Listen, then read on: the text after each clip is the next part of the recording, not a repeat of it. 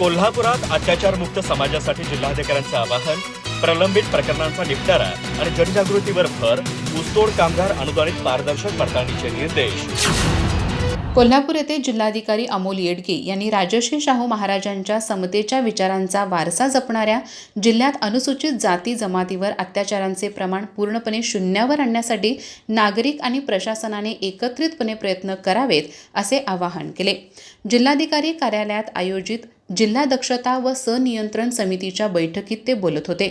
या बैठकीत त्यांनी पोलीस विभागाच्या कामकाजाचा आढावा घेत तपासात कोणतीही दिरंगाई होऊ नये तसेच दोषारोपण पत्र मुदतीत न्यायालयात दाखल करावे असे निर्देश दिले। मागील बैठकीतील प्रलंबित प्रकरणे तातडीने मार्गी लावून अहवाल सादर करण्याचे आदेश देण्यात आले। समाजात या कायद्याबाबत व्यापक जनजागृती करण्यासाठी विशेष कार्यक्रम आयोजित करण्याची आवश्यकता त्यांनी अधोरेखित केली।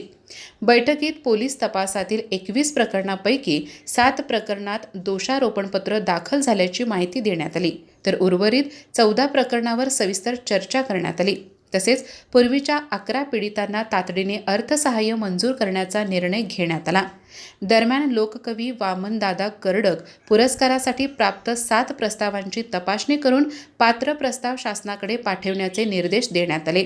तसेच लोकनेते गोपीनाथ मुंडे ऊसतोड कामगार सानुग्रह अनुदान योजनेचा आढावा घेताना जिल्ह्यातील सर्व साखर कारखान्यांनी पात्र कामगारांचे प्रस्ताव सादर करणे अनिवार्य असल्याचे सांगण्यात आले। एकही पात्र कामगार लाभापासून वंचित राहू नये, मात्र बोगस प्रस्ताव सादर केल्यास संबंधित कारखान्यावर जबाबदारी निश्चित करण्यात येईल असा इशाराही जिल्हाधिकाऱ्यांनी दिला।